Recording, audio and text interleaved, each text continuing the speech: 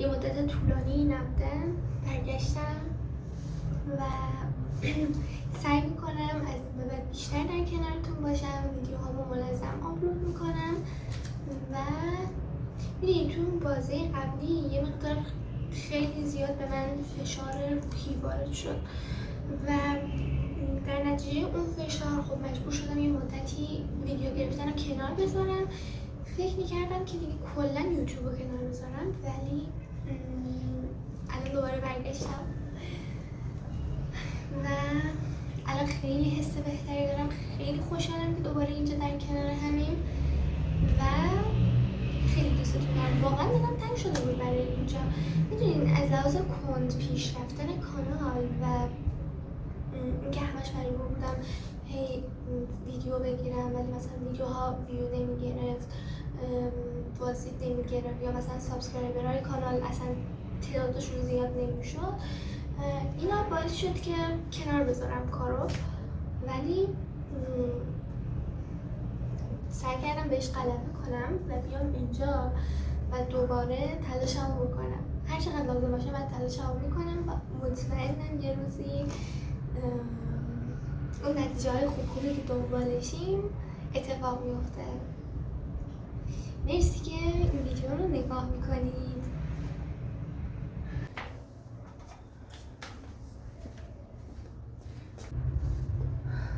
خب بیاییم با هم هندونه بخوریم.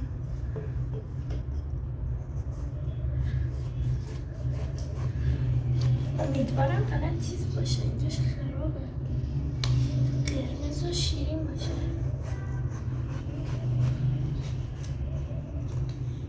حس میکنم نیست.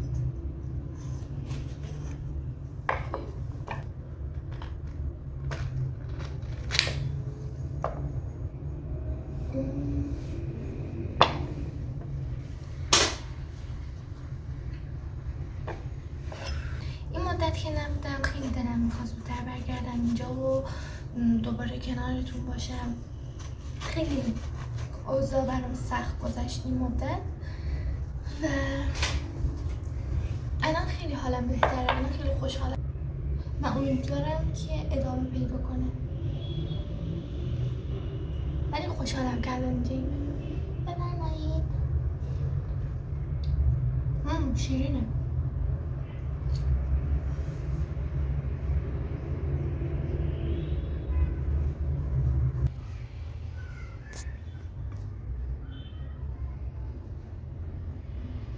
فردا امتحان آزمایشگاه دارم، امتحانش هم تئوری هم عملی، خاطر همین مطالبش کمه ها، ولی خب باید یکم بشینم بخونم دیگه.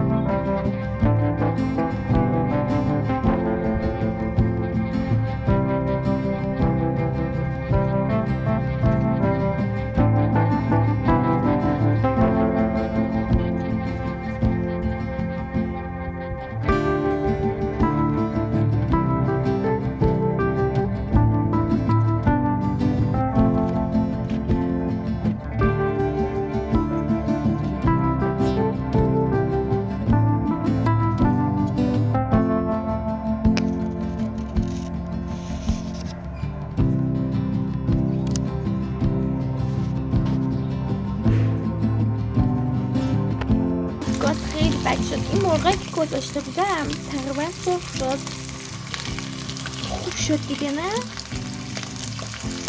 اینا رو حالا خاموش کنم ببینم چیکار کنم. میخوام سالاد درست کنم.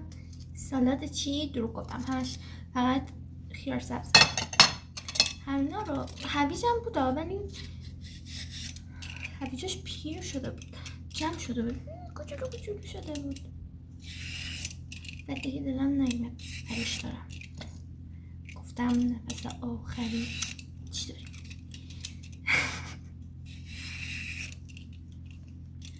خیار سبزا رو با ماست قاطی کنم، بعد کنار مرغا بخوریمش. آره نمیدانم، شاید خوب بشود. ببین من هنوز نمیدونم حتی قرار این ویدیو رو ادیت کنم و بذارم توی کانالم یا نه. اصلا نمیدونم الان دارم چی کار میکنم.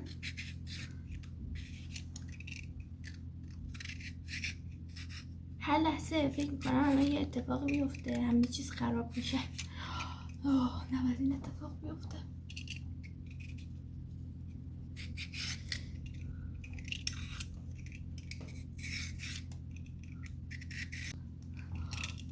وسطش چقدر سخته. ماست نعنا، کاش یه دونه پوست میکردم. الان دوتا خیلی میشه ها. بعد توشم میشد سیرم میریختم خوب میشد، ولی امروز کلاس دارم، این نهار بخورم بعد برم کلاس. بعد دیگه وحشتناکه دیگه یکی دهنش بو سیر بده. خوب میشه ها ولی سیر نه، بده.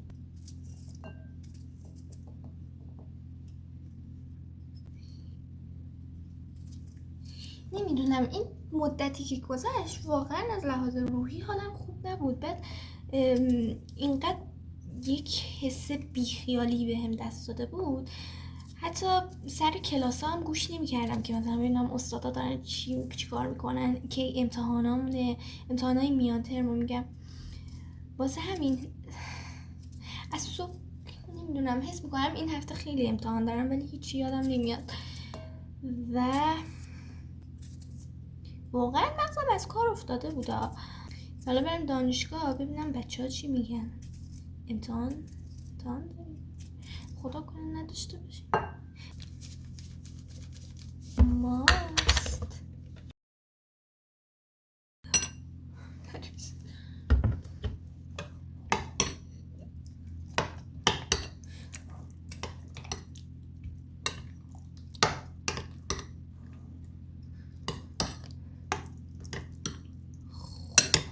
همش خیاره. نه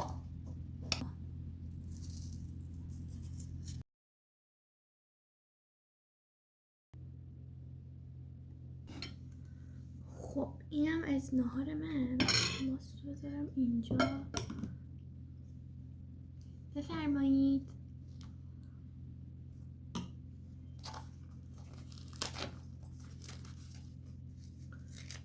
نیم ساعت دیگه باید برم دانشگاه، واسه همین نتونستم منتظر بمونم تا مهدی بیاد. یه ادویه جدید گرفتم، ادویه مرغ و ماهی بود، هم برای مرغ بود هم برای ماهی. بعد امروز برای اولین بار استفاده کردم، خوشمزه شده ها، ولی یکم بو ماهی میده ولی خوبه.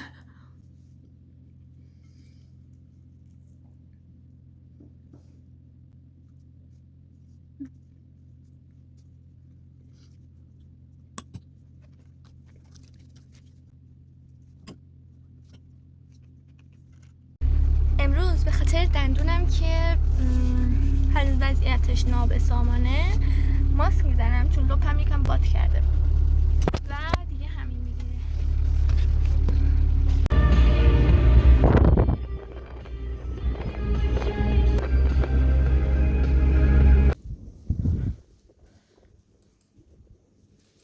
در پدرش این خصوصیت ها رو پیاده سازی این رو